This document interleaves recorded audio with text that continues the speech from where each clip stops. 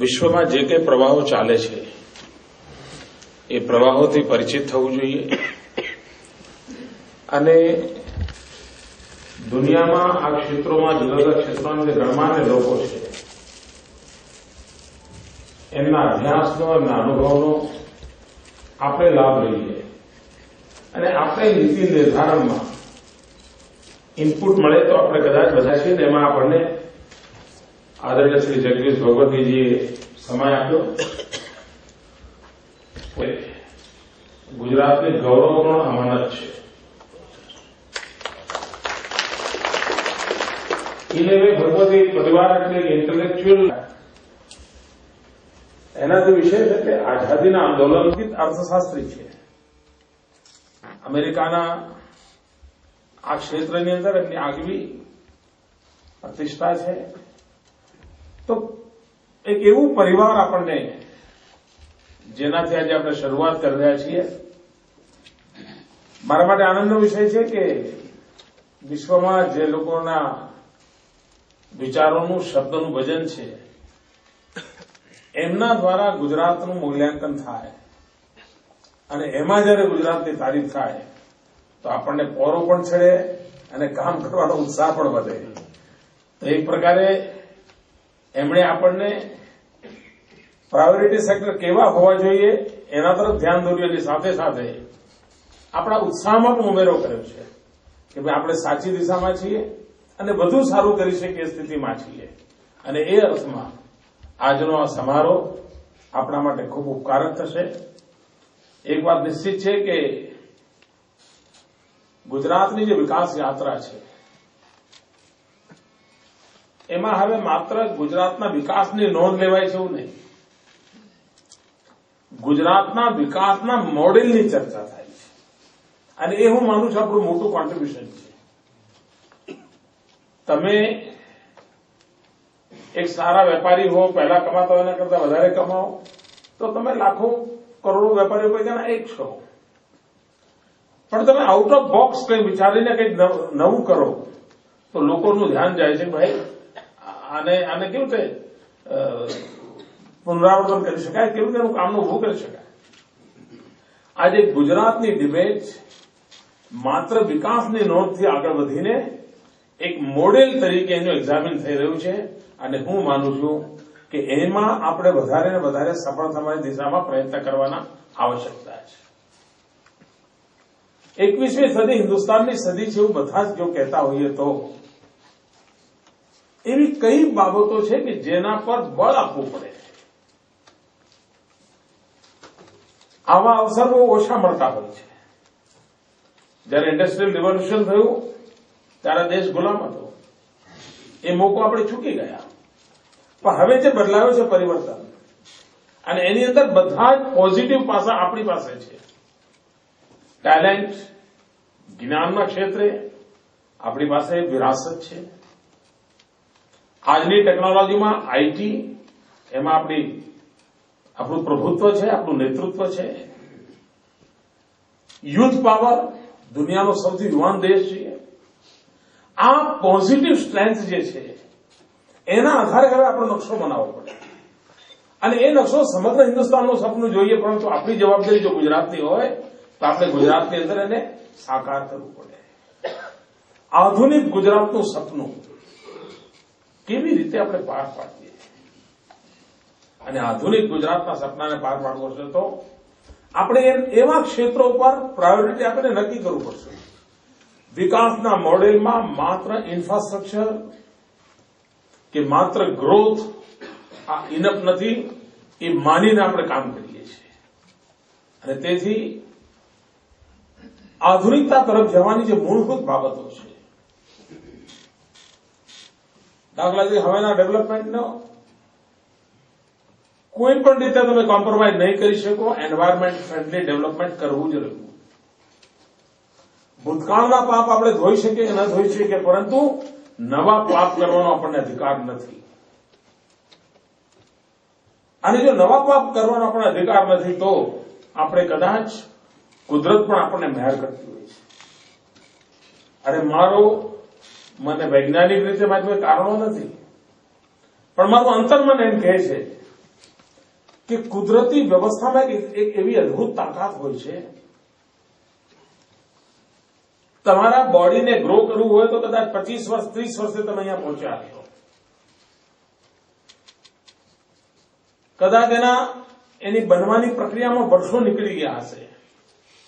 તમારા મસલ્સ બન્યા હશે, બ્લડ બન્યું હશે, વેન તૈયાર થઈ હશે, બોન તૈયાર થયા હશે. પણ માની લો કે તમને અકસ્માત કોઈ મોટો ઘા થઈ ગયો, તો એની રિકવરી બનવાના ટાઈમ કરતા ત્રીજા ભાગના ટાઈમમાં થાય છે. એનો કે કુદરતમાં એક વિશિષ્ટ પ્રકારની શક્તિ પડી છે. અને તેથી મને લાગે છે કે જે કંઈ પર્યાવરણના નુકસાન ગયા 300 વર્ષમાં થયા હશે, એને કદાચ કુદરતી શક્તિ જયારે મળે ત્યારે એ 30 વર્ષમાં ભરપાઈ કરવાનું સામર્થ્ય આવી શકે છે. અને તેથી નવા પાપ ન કરીએ તો જૂની સ્થિતિ સુધારવામાં કુદરત આપણને સર્વાધિક મદદ કરે એવું મને મારા રો વિઝનથી મને લાગે છે. જે જીવનના રોજબરોજના ઉપાય આપણે જોઈ શકીએ છીએ. અને આનો ઉપયોગ આપણે કેવી રીતે કરી શકીએ, આનો વિચાર કરીને ચાલવું પડે. આપણે જયારે દુનિયાની સામે સામર્થ્યની ચર્ચા કરી છે ત્યારે આપણું સામર્થ્યનું મોટું પાસું છે આપણી વાયબ્રન્ટ ડેમોક્રેસી.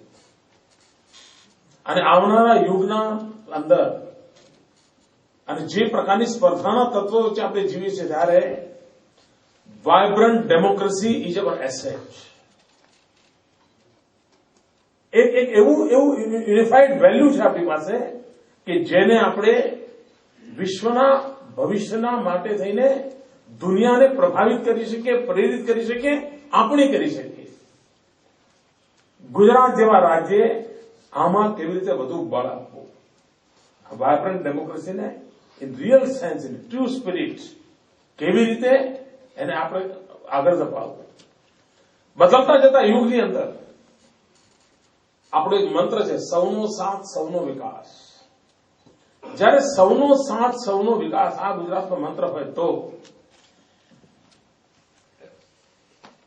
જેન્ડર ઇક્વેલિટી હું માનું છું એક સમાજ તરીકે જાગૃત પ્રયાસોની જરૂરિયાત હોય છે. આજે પણ કોઈ સંપ્રદાયને નામે, કોઈ ધર્મના નામે, કોઈ રીતિ રિવાજને નામે નારી શક્તિનો પ્રત્યેનું જે વલણ છે એમાં બદલ લાવવા માટે હિંમત કરવાની આવશ્યકતા છે. અગર કોઈ ધર્મ અને સંપ્રદાય તરીકે હું ચર્ચા કરું તો હિન્દુ સમાજ ભાગ્યશાળી રહ્યો છે. ભાગ્યશાળી એટલા માટે રહ્યું છે કે સદીઓથી એની ગોદમાંથી જ એના સુધારકો પેદા થયા છે. વિધવા અને સતી પ્રથાની જે દુર્દશા હતી તો એ જ સમાજમાંથી રાજા રામ મોહન રાય પેદા થાય અને સમાજની સામે આક્રમણ કરે અને પરિસ્થિતિ સુધારવા માટે કહે. અસ્પૃશ્યતા ઘર કરી ગઈ હોય એ વખતે 400 વર્ષ પહેલા કોઈ નરસૈયો પેદા થાય અને અસ્પૃશ્યતા સામે જંગ માંડે અને ગાંધીજી સુધી આજ પણ એ વિષય સમાજે જવાબદારી તરીકે આગળ ધપાવે.